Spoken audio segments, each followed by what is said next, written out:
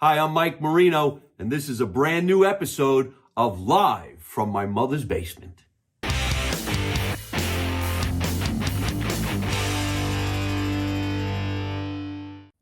Yo, good evening, ladies and gentlemen, or good afternoon, whatever time it is in your world while you're watching this show. Welcome to another episode of Live from My Mother's Basement. And I got to, he's laughing already. I didn't even say anything. I think...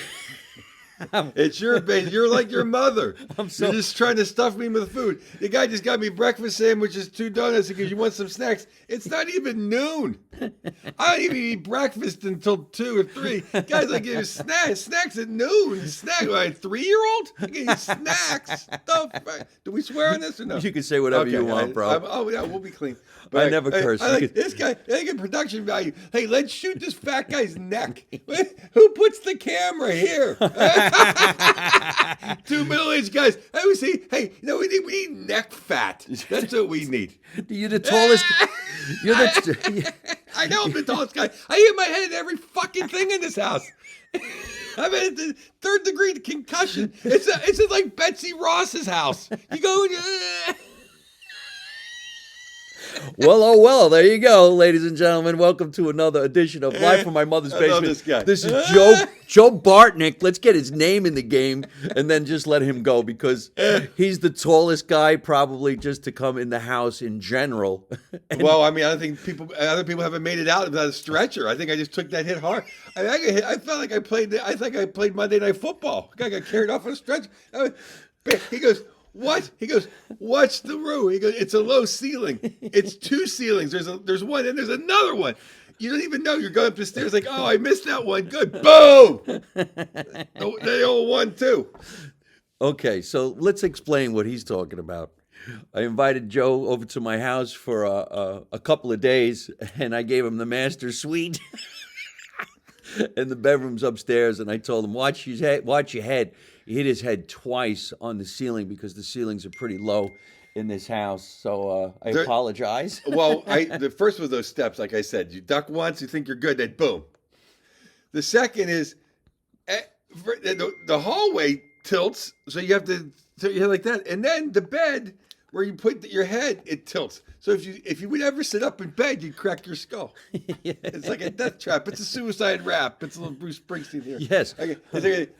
Okay, now you can see Pittsburgh. Now I have to worry about getting my whole sweatshirt in. This is probably the funniest setup for this podcast I've ever done. I might as well just go wait in the other room. Well, I mean, do the podcast, please. The thing with podcasting is you just have to jump into it, I think, right? If you wait around, people click. It's clickbait. And here I am telling him, this is the way I really do my show. And as soon as we start, he goes, I almost broke my neck. Why are we recording? Because, usually a podcast, the funniest things you say before you hit record. Yeah, I know, right? Yeah, we are recording. You hit the record button, though, right? Yeah. Okay. The worst thing is when you don't.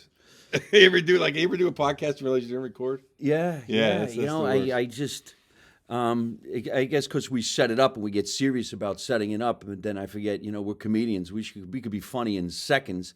I forgot that he hit his head, and he hit his head pretty hard here in my house. I'm trying to complain, but it still hurts. That's why I'm feeding him so much. I feel bad. This donut from Dunkin' Donuts will make your headache go away. Sugar rush will clear up your spine. No, but it's fun, man. It's good. Thank you, man. Thank you so much for coming over to my house. We're having good times. But yeah, well, I've always had. I'm like a dumb dog. I look at my nose. My nose has been broken a lot of times for fights and sports and stuff. But a lot of times it's just me walking into shit. I can't miss. And I don't see that good. I'm always daydreaming, and I just run into shit all the time. So it's not even your house. The roof that. But usually I just bump into shit on my own. My wife will hear like, what happened to you? I hit the furniture. It's been there. Like, it hasn't moved in 5 years. I still bump into it. Is that right? Yeah, I don't. You grow up that way? I grew up Italian, so we weren't allowed to. You didn't move fast enough to hit anything. If you walk 2 steps fast, you're gonna hit the coffee table. Watch out! Slow down! You can't. What are you running for? Watch where you're walking, you stupid. Yeah, you're never paying attention. You're never paying attention. I never did anything right. Well, let's rewind. Let's go back to your childhood. Where were you from? Where were you born? I was born in Pittsburgh, Pennsylvania. and I was born in the south side of Pittsburgh, South Side Hospital, St. Joe's, it burned down or something. The records disappeared. But that's where I came from. And then I've lived there for a second, and then in Castle Shannon, Baldwin, Bethel Park. Oh, no And kidding. yeah, and it's kind of like like a little more money, a little more money, more money, and my dad kept doing a little better, a little better, a little better. And we lived in the same block as my grandparents and my aunt, and so it was like our whole family was right there. And I spent most of my from like 0 to 8 or 9 was with my grandfather because Is this that row home situation like where Rocky Balboa is from, with all the houses stacked real close to each other? They're close, but they weren't row houses. No. They all had little. Actually, my grandmother's house was the best. It was they built it from scratch in like the 50s. My grandfather moved out from Hayes. They moved out from Hayes, which was one of the enclaves of Italians in Pittsburgh. And like everyone's from Hayes in Pittsburgh. There's like 3 sections of like Hayes, like there's Hayes, and then there's over by East Liberty, and there's like just a couple spots in Pittsburgh where like every Italian was. And anyway, it's when they call it a split level house, Right. where every level is just like 2 steps. Yeah, And yeah, there's yeah. a million different rooms. I love those kind of houses. But my grandfather, he was a union rep for Meston Machine, big steel, and he had some bars in Prohibition. So he always, and then so growing up, I went around with my grandfather. He was retired. He took care of me because my parents worked and I worked. So he took care of me. So we go all the bars of Wagon Wheel, his own seat. He was like Norm. He'd come in and have a couple drinks every day of 4. We'd hit a couple bars around lunchtime to check him out here and there, and then every day of 4 we're at the Wagon Wheel. And then the guy literally it was like Cheers. He was Norm, and then this guy came straight from his mail route in a mail uniform, and he would just get me away from my grandfather for like a half hour, give my grandfather a break. He'd go and we would play that shuffleboard bowling, but he was in full mailman outfit. And here's a great story too. One time I forgot my lunch at school, and my grandfather, and he goes, don't worry about it. I'll get your lunch up there. Don't worry about it. So I'm sitting there all day, and all of a sudden, big Italian guy comes in with a hamburger and cheese from the Wagon Wheel, cheeseburger and fries from the Wagon Wheel, and he goes to the nun. He goes, this is for Joey. You had Catholic school? Oh, I went to, yeah. Why do you think I am the way I am, man? Kids who go to Catholic school, they either drink the Kool-Aid or they don't. And I spit the Kool-Aid out. Oh my gosh. Right? Did you go to Catholic school? For the first few years. Yeah, of exactly. your life, Yeah, and your parents pulled you out and put you in public school, and then you were nervous. Oh God, we're gonna go to public school. We're gonna get killed. Yeah, no one beat me up harder than the nuns. No one. Yeah, I didn't do well in public school. It wasn't. I needed it, or I supposedly needed the discipline of. So how many Catholic years school. at Catholic school did you do? From 4th grade until college. Oh, no kidding. Oh, that's some serious shit. We did Catholic school 1st and 2nd grade, me and my brothers, and then maybe 3rd and 4th a little bit. But we moved on to the public school system, but we still had to go to Sunday school. Yeah. What was funny because I mean, I have nothing. Priests. Yeah. Christian brothers, I absolutely love. They're the greatest people. The Christian brothers are great people. Nuns, bufungo. I fucking hate everyone. I very rarely dream. I think drugs took away my dreams. I really, literally my dreams. I never dream. But last night I told you I dreamt. It was fucking nuts. But I usually never dream. You were in my house. It probably wasn't a dream. It was probably a ghost walking around doing something crazy. But once a year I'll dream of just running over and then in a car and being happy about it. Sister Mary, fucking bitch. Yeah. I really. Hey, look at my fingers. What's with that ruler? No, Damn, that hurts. Yeah, they're not nice people. But the Christian brothers were great people. I can't believe you did all those years in a Catholic school. That's a lot, man. Yeah, it's a lot. What was the name of the school? Well, I went to St. Germain's, and then I went to Seton LaSalle. It was South Catholic, but then they let girls come in, so they called it Seton LaSalle. Right. But wasn't a Catholic school expensive? The Catholic schools around here were expensive. You had to pay a lot of extra money to go to the Catholic school. The public school, of course, is free. Yeah. Well, my sister went to regular school. I wasn't a good kid. Oh, really? Jeez, he's definitely a big kid. He's like the biggest Italian guy I ever met. Should be playing basketball. An Italian basketball player. Hey, don't throw me the ball. I ain't getting up. I'm gonna do a layup. I'll be over here eating a sandwich Now watching you. I'll put some action on the game. I ain't gonna play in the game. How was the game? Well, 2-1. You're gonna lose by less than 10 is what you're gonna do. Did you block the net? Well, that's gonna cost you. As long as you cover. Maybe if you win or lose, just cover. So you come from a family, brothers and sisters, I have Catholic? one sister, Right? and her name's Karen, which is hilarious. Okay. But not They used to be fighting like Karen, like good friends. Karen, what'd you do, Karen? that's all the money we had. Yeah, so that's funny. But my sister's actually like the anti-Karen. Like if you think, well, first of all, people think I might be whatever. My sister will get in your face. My sister has the meanest sense of humor. My sister is razor sharp, and she's like the anti-Karen. Like if you're in if you're in a Starbucks and some real Karen would be yelling at the lady behind the counter. Right. My sister would be the one like, who the fuck do you think you are, being mean to that person? I mean, she's like the anti-Karen. So you growing up in that area and college? What was the college? Well, I went to Pitt for a glorious semester and a half, Mm-hmm. and then I effed around a little bit, and then I went back and I got a degree at Point Park College.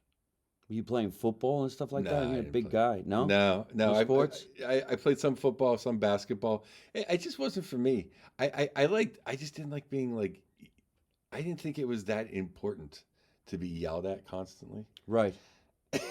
Like, you know what I mean? Like I like playing outside linebacker, and then they put me to middle linebacker, and I didn't like that. Leave it to a comedian to say, I didn't think it was that important to get yelled at that much. Yeah. Run. Nah, I ain't running. Yeah, like the first day of practice, we're gonna run a mile, or we're gonna do 40-yard sprints. Like I didn't think we were doing distance work here. Let's take it easy. I don't know. I like basketball, but I got injured a couple of times and kind of fell out of the system. We had a really good basketball team in my high school. They actually won the city one year, and they won the state one year. And the one year I was probably gonna make the team.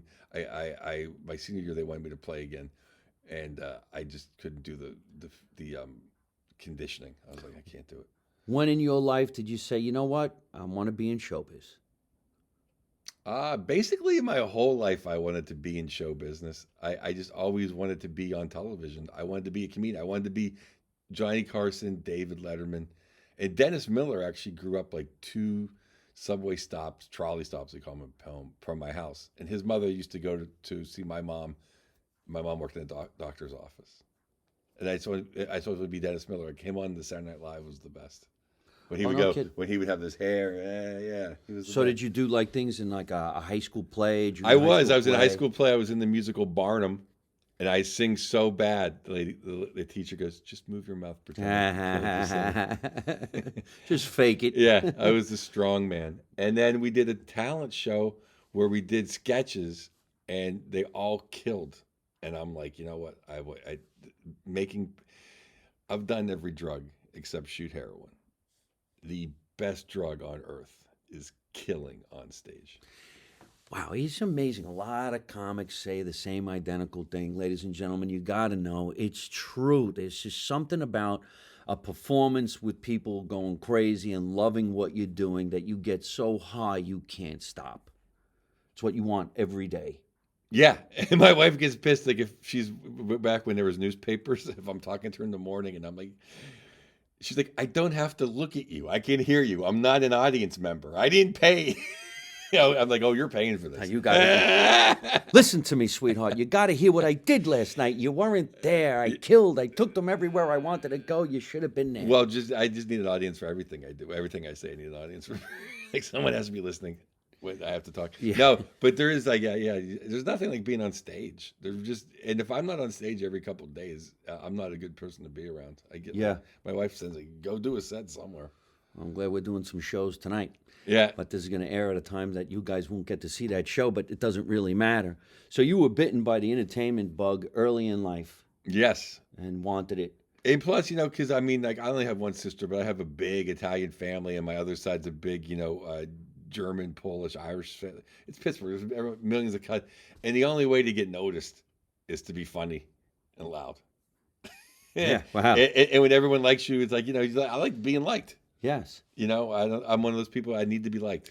Nice, friendly, and hey, man, can I tell you a joke? Hey, wait a minute, you got to hear this one. You got to hear this one. Yeah, I actually never really did that, but I always wanted to be up in front of everybody. I would never say, "Hey, I got one for you." Oh no, I wouldn't go over my house. But it's just kind of that quick remark, making fun of your dad or your uncle, and then having them busting balls. You're from New Jersey, I'm from Pittsburgh, but there's nothing better than busting balls is the highest level of life.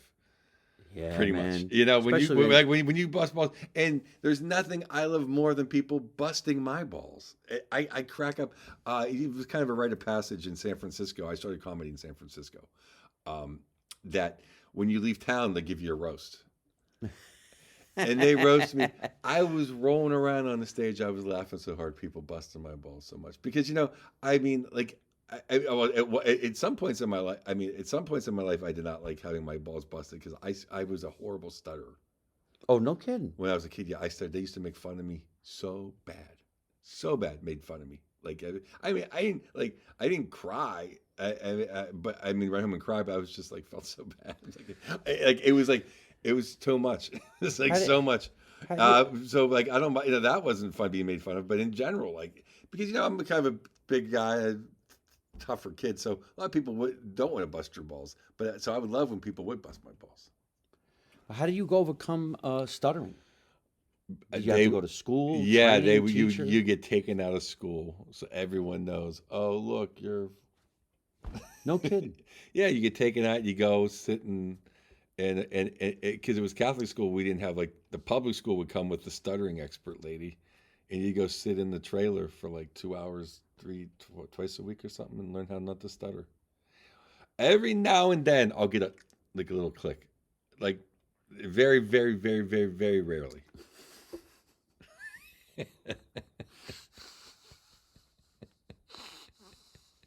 Uh-oh, don't spill over this nice computer. Is this a Dell? What is this? Dell? Does anybody even have a Dell anymore? I'm just busting your balls. That is hilarious. Every once in a while I stutter. No, but I do. Jacked. But they do. They make you you read real slow and pronounce everything out, and I somehow I got over it. What is the reasons why some people stutter? There's something in there, or what is the sickness? Because there are people who eventually they don't stutter anymore. Yeah, I really don't know. I didn't look into it after I kind of didn't have to stutter. It kind of got out of my system, I would say, by high school. When I was a little kid, I stuttered a lot. That's why my nickname for most of my life until I kind of went to college was Bobo. Because you stuttered? Yeah, Bartnick. Oh, no kidding. Yeah. Oh, wow. Yeah. Well, maybe not so much in high school, but definitely like fifth, sixth, seventh, eighth grade. Like my coaches would call me Bobo. You would think that's how much I stuttered. A guy who would stutter wouldn't think, what, I should get into showbiz. Yeah, me and Mel Tillis, we broke them all. No, but there's a couple other people that you would be shocked to find out that they stuttered when they were kids. And they're like, wow, that guy stuttered too. Oh, no kidding. Yeah, it comes up every now and then. You hear somebody stuttered. Well, it's funny, but then there's this one comic, I don't know his name, but he got really famous for stuttering.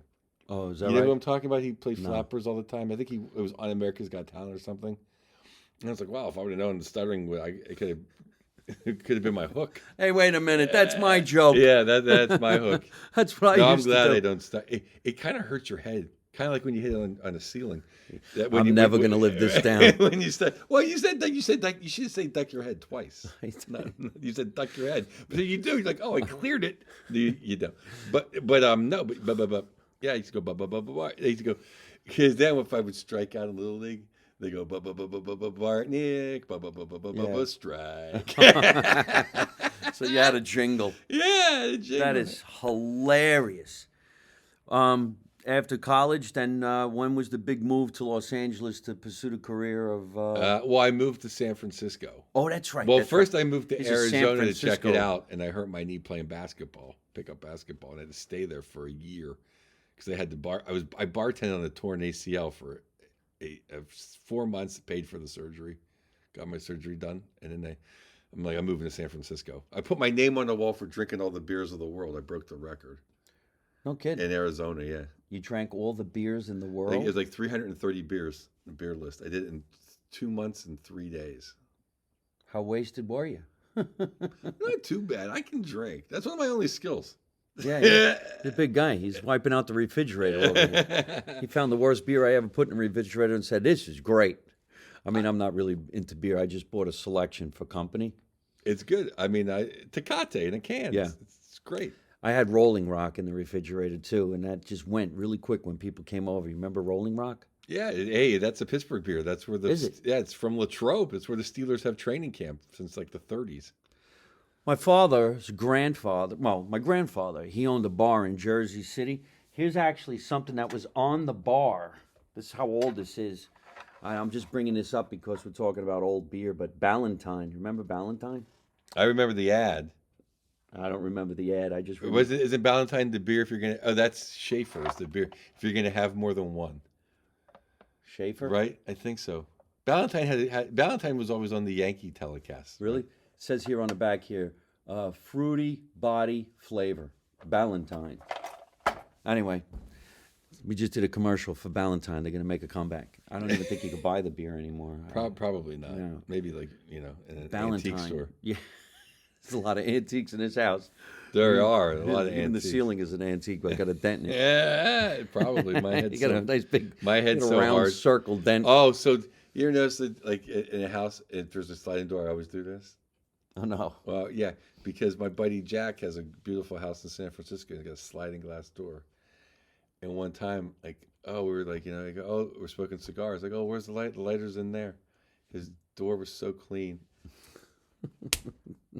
I hit that thing so hard. I thought I was inside.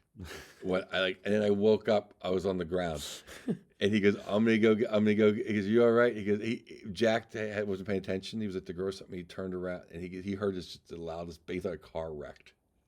And he turned around. He goes, "Oh my god!" He's like, "I'm gonna go get a big thing of ice and pour Crown Royal over it." But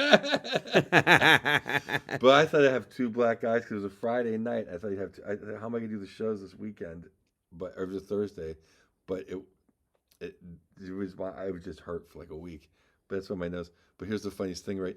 You could see until his new girlfriend cleaned the glass. You could see my dead on Italian nose straight the grease mark from it on the nose.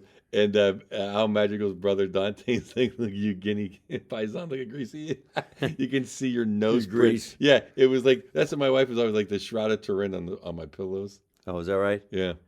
But you could just see the nose. Did you break the glass? No. No. That's how hard the glass was. Wow. So it was like that. It was one of the sliding glass doors. Was he afraid he's going to get shot? It was this. It was you could. That's some thick shit. Funny, you could just see the. So then he put a sticker up so everyone can see. Oh wow. Hey. Hey, what's the sticker say? Hey, stupid.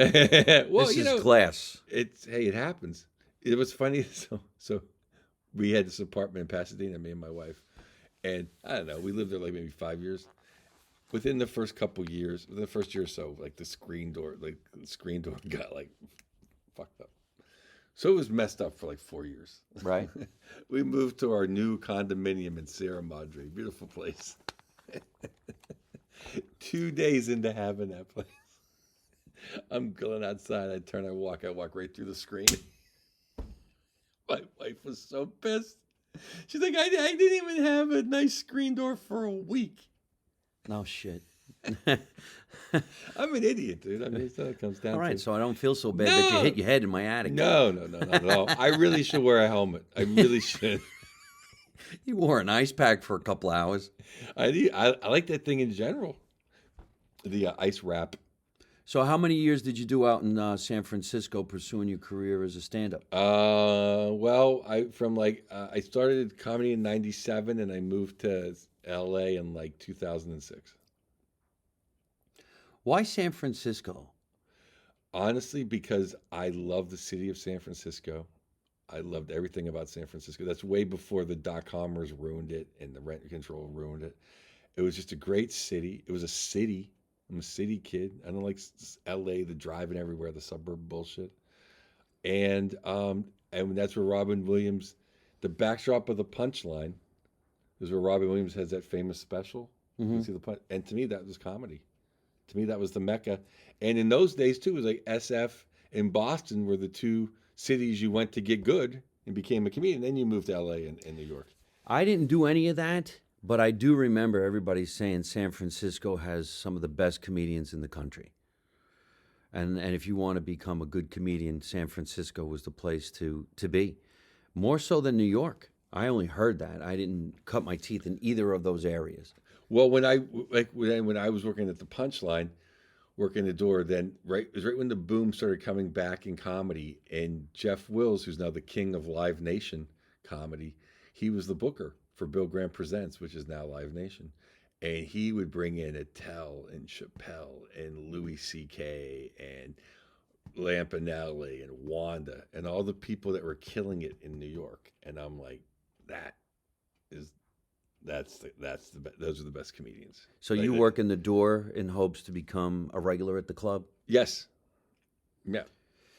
Seems like a lot of comedians did that, especially over at the Comedy Store in Los Angeles. Well, that's kind of their thing, is the Comedy Store. In San Francisco, they had a couple door guys at the Punchline that they thought that's what they could. They wanted to be comics, but they weren't funny. So it was kind of like, if you worked there, they didn't want you to be a comedian. But I had already been working for the Bill Graham, doing security at the Fillmore and the Warfield, and I started working at the door at the Punchline. So they're like, so they made me wait a little bit longer. It used to be you have to wait a year to get seen on a site. You have to go hang out every Sunday night and watch the show. Mm-hmm. And then the manager at the time, he'd be like, how's this guy? Is this guy good? You go to all the open mics and you kind of see what's going on. So the guys who were in, no, yeah, this guy's pretty good. Give him a shot. So I kind of went longer than most people because they wanted to, really kind of break me. And then my first time I got my shot, I did great. I could hear Hutch, the then manager, laughing in the back. And he put you at the toughest spot, like second to last, right between all the pipe. In those days, the Sunday Night Showcase was insane. I mean, I remember first started going there, like I was scared to go up. Like I didn't even want to go up. Like these guys are really good. And then you go, if you do good, near the end, then he puts you like first the next week. And if you do good then you're in. And then you keep working the Sundays, and all of a sudden you start hosting, then you can play Sacramento, and you know how it goes. Then all of a sudden people say, hey, you're going to come open for me in this club. You're going to do this thing, and then that's how you get your whole career going. How long did you spend in San Francisco? How many years? Yeah, comedy, 9 years, 10 years. Maybe I ended up to be too much of a big fish in a small pond. Oh, right. And I should have left probably a little bit sooner than that to New York or LA, but I just loved living in San Francisco. I didn't want to live in LA. And then by then I had my daughter, and I felt bad because it tells like, you got to move to New York, man. You got to move to New York. So for like 5 years, I thought I was letting the king down. Like, oh my God, I'm in New York. But I just didn't see raising my daughter in New York. And I thought LA was an easier place to be, struggling comedian. Lifestyle was for not as a man. No, it'd be funner to be in New York, but I have a wife and a kid, and and I just thought it was easy. She from San Francisco? My wife is from Maine. Maine. Yep. And you met her in San Francisco? Yeah, she was a waitress at the Fillmore. Right. And then you make your way down to Los Angeles. Yeah. To get into the big pond. Yeah, the big pond, and and it's funny because then I saw Dave years later. And I'm like, I feel like I let you down. He goes, "Oh, you're doing good down here." So things all worked out. You never know where the right place is to be to become almost anything in the world. To become mediocre.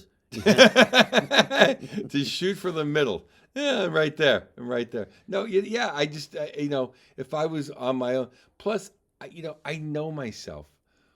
And I know that if I would have went to New York then, say like I'm going to leave my wife and go do comedy.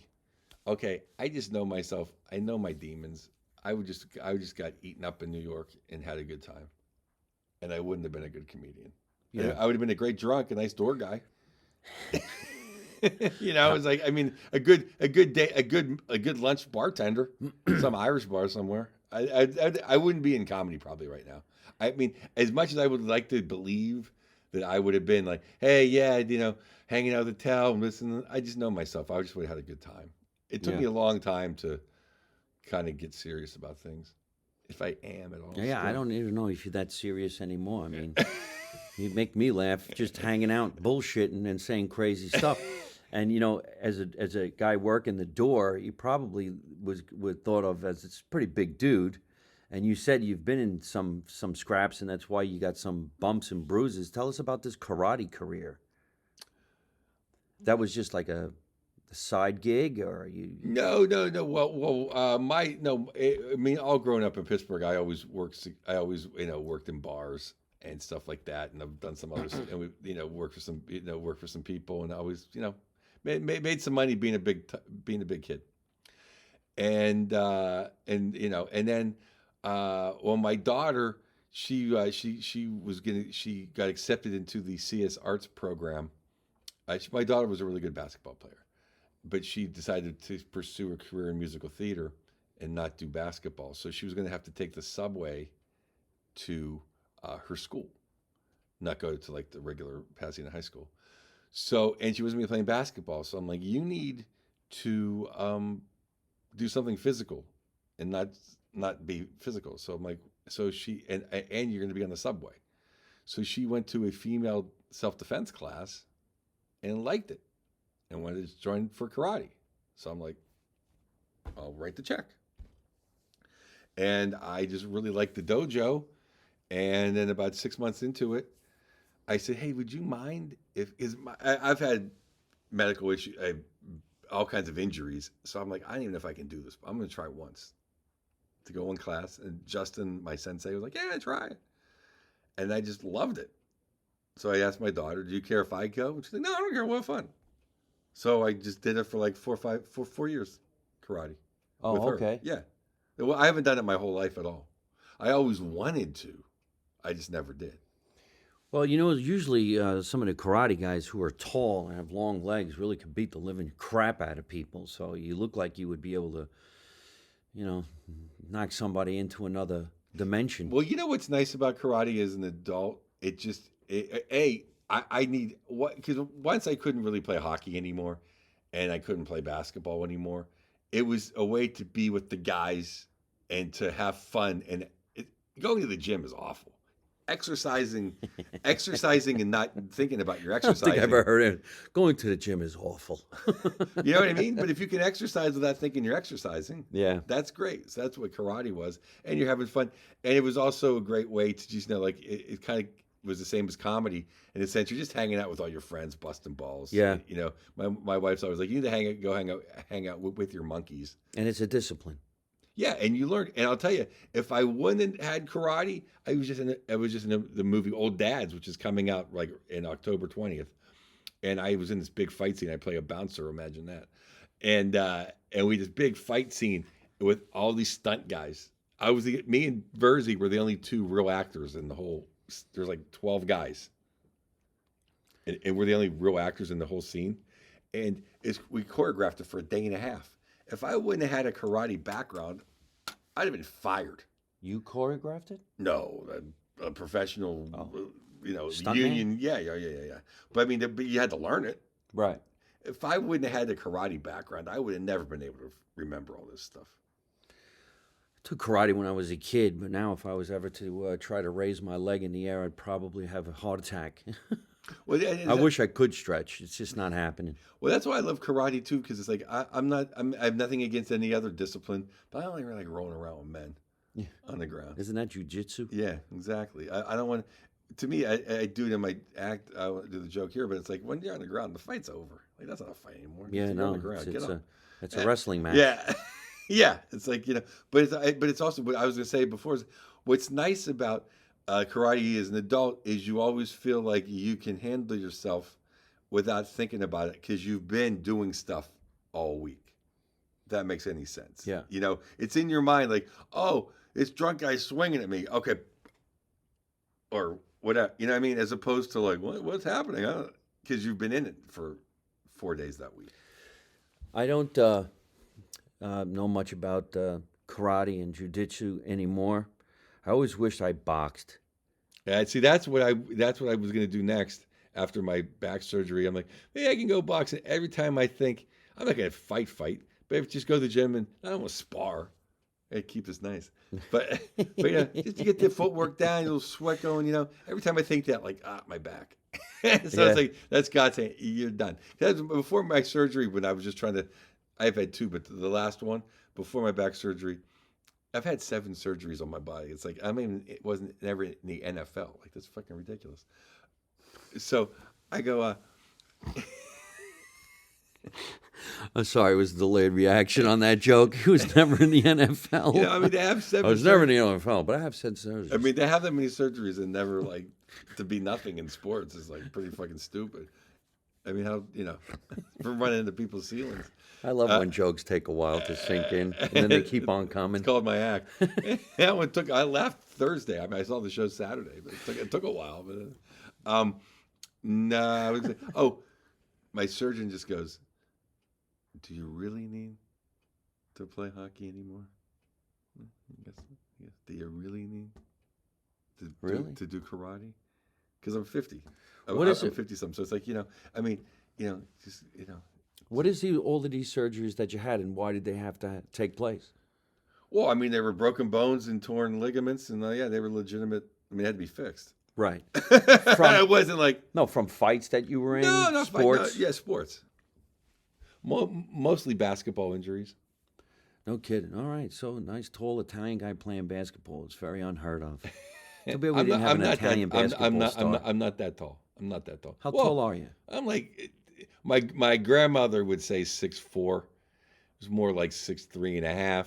After the surgeries and 50 plus years of gravitational pull, I'm about 6'2" right now. That's tall. I mean, I'm 6'1". That's somebody else's joke. Yeah. If that's ever going to work. But you're not short. I'm 5'7". You're even. That's all I got. It's like even. I'm right in the middle. Yeah, right there. I don't think I've ever been called even. I'm even. How tall are you? Even? Yeah, I mean, like with 5'8", like even, right? Pretty much.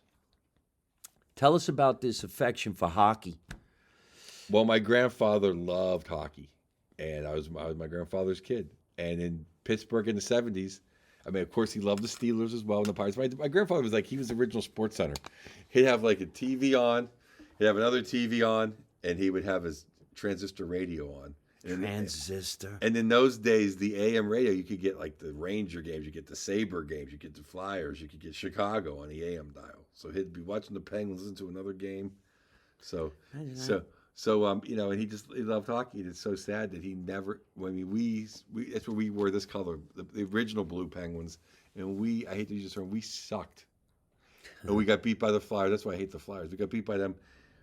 At one point, the first time we went in Philadelphia was 1989, since 1973. You know how long it be in the same division and never win a game in the Spectrum? Wow. Yeah, I guess that's. I mean, like that. So is that embarrassing? It's we got crushed. So, my grandfather died before we drafted Lemieux, and since we got Mario Lemieux, we have we have more Stanley Cups than anybody in the league. Yeah. And my grandfather never saw any of it.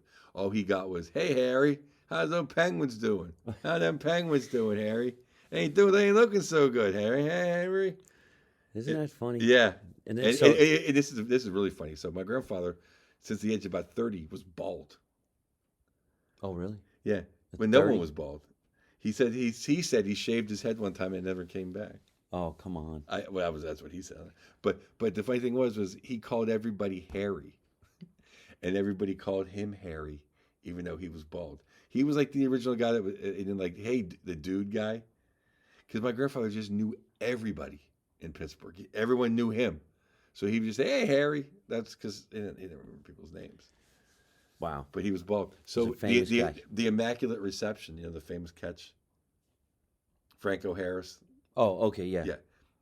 Up in the stands in Three Rivers, they rubbed his head like the genie. Right.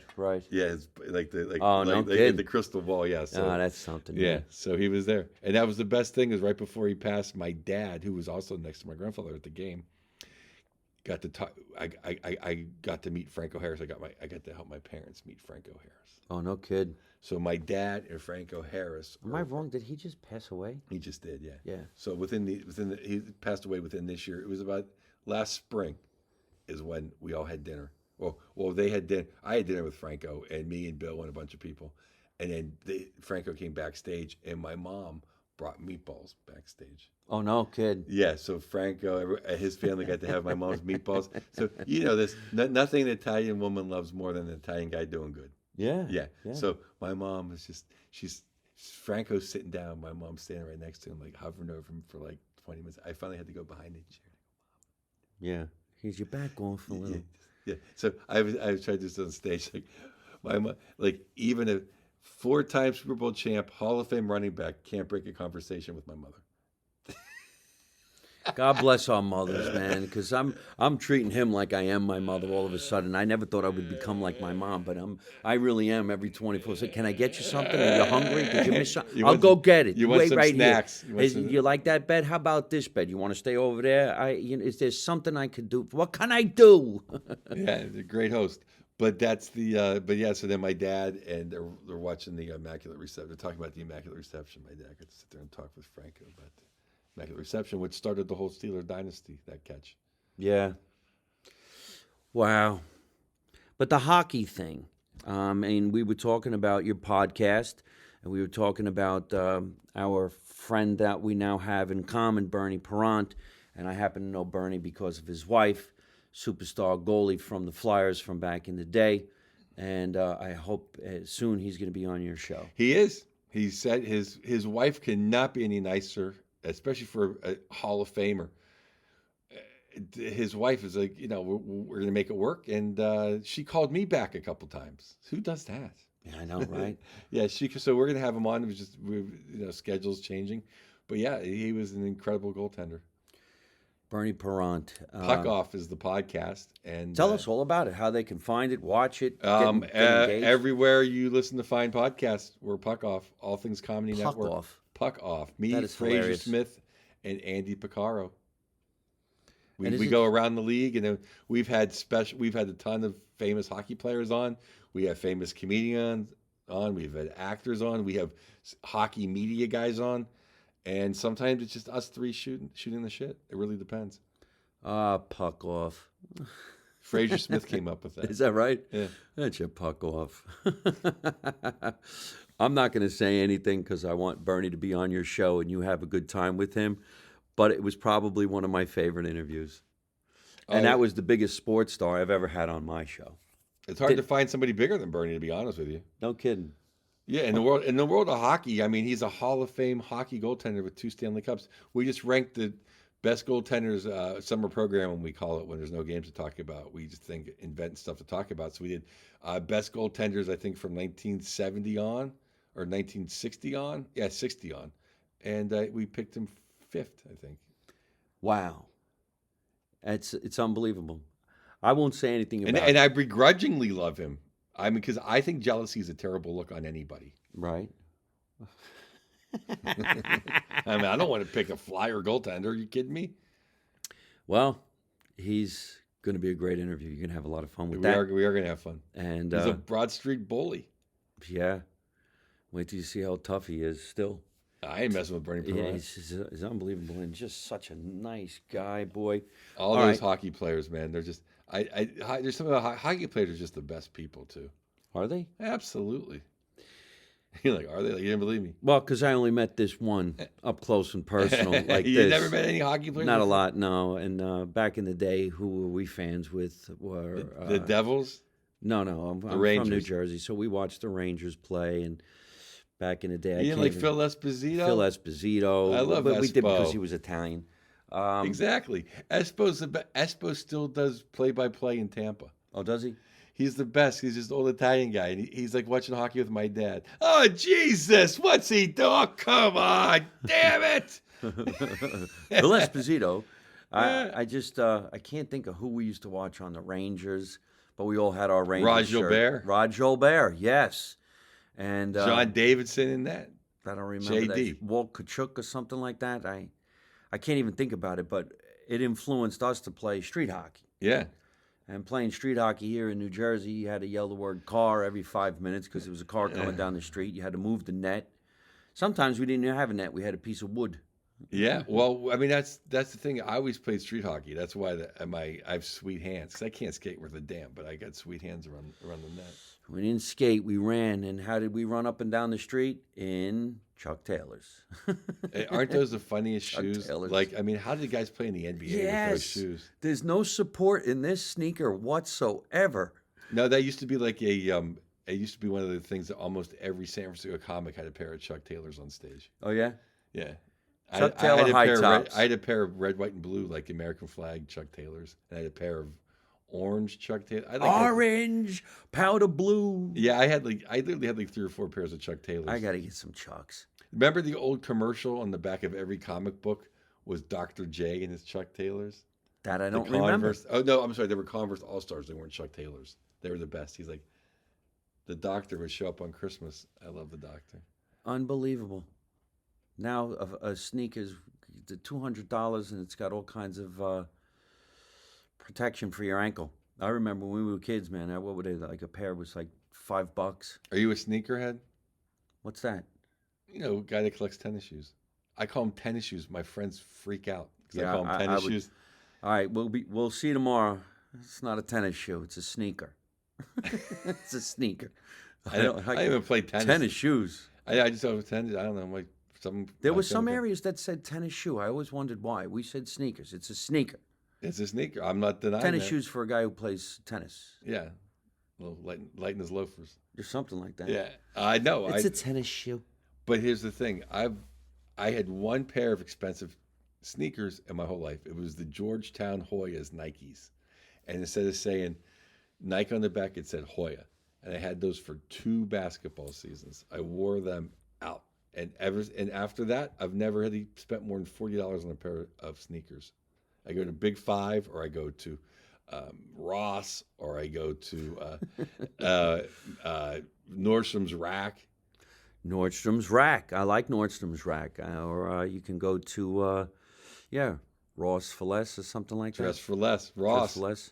Yeah, I like buy so sometimes I'm an 11, sometimes I'm 11 and a half, sometimes I'm a 12. It all depends what one looks the best. Yeah, and I 'Cause remember I ain't paying $100 for sneakers. That's ridiculous. when we were kids, the poor kids bought Pro Keds.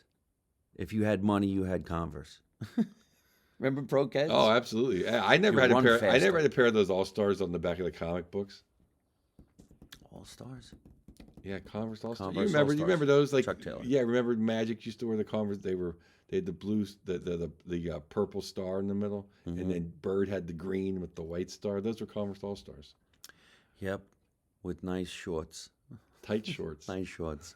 You can What tell they your call religion with those shorts. culottes. He's Catholic. He must have went to Catholic school. Look Yes. at him run. He's running fast.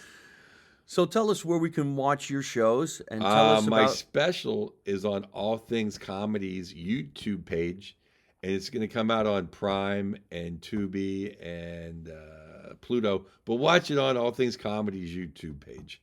That's where we get the most credit for it. All Things Comedy YouTube page. Joe Bartnick, A Killing in Chicago. And my website is joebartnick.com. And Puck Off is where you listen to everything podcasting. I think it's a great title. A Killing. I mean, how'd you come up with that? Because we originally, my theme was to do it, but I just, they, All Things Comedy Company, they love the fact, I mean, you're old school. I'm old school. Like, other than hockey and sports, I only watch like Me TV, Antenna TV. Like I watch Me TV. That's all my favorite shows are Kojak and The Untouchables. Those are my 2 favorite shows. Ness, you're dead. Nitty lived to be like 105 in Arizona. If I'd have known he lived to like 2001, I would have driven to Arizona and genuflected at his house. Like, he's the best bad guy on any show ever. Nitty on The Untouchables. That guy, Yeah. Bruce Gordon. I hate Elliot Ness in that show. I like all of his guys, like the Italian guys. They're cool, but I hate that Robert Stack. Like, he's such a fucking prick. But I love all the bad guys, and they have the best actors. That show has everyone. I mean, Telly Savalas, Jack Lord, all these famous actors are the bad guys in The Untouchables. Anyway, so we were going to do it like a 70s, like if you watch it, you're going to see it's so great. The beginning is like a montage of my life. I love the beginning. It was And then really cool. And then so with all the setups, we shot sketches, which we were gonna do like like a Quinn Martin production, where like in between like 12 minutes of stand up and then like 2 sketches, that'd be like act 1, I like act it. 2. But like the that. stand up was so strong, not trying to pat myself on the back. We're like, you know what? Just run the hour and we'll put the sketches at the end. So watch the hour, then you'll see some of the funny sketches at the end that we shot that look like 70s TV show. A Killing in Chicago. So it goes, blah, blah, blah, like special guest Bill Burr and special guest star Club Soda Kenny. And it goes through, and in the end, and then right before I come on stage, it goes, tonight's episode, A Killing in Chicago. Because the beginning is the music, and you see all the things. You see all the things like the 70s. It goes like Bartnick. It goes, and all things comedy production. Genius. It's gonna be big, folks. You got to go out there. You got to check this out. It's gonna be one of the funniest one-hour shows. People like it. People like it. Because if people didn't like it, who would like it? Animals? No. Yeah. Why'd you do Chicago? My 2 dogs love it. I gotta say. Why'd you shoot Chicago? I love Chicago. Chicago's a big puck-off town. I have a lot of fans in Chicago. Great people in Chicago, and I knew I could fill some seats. And it's like a real town. It's real people in Chicago. Chicago, Pittsburgh, Milwaukee. Those are the real towns. You know what I mean? It's where it's just like those are people like me.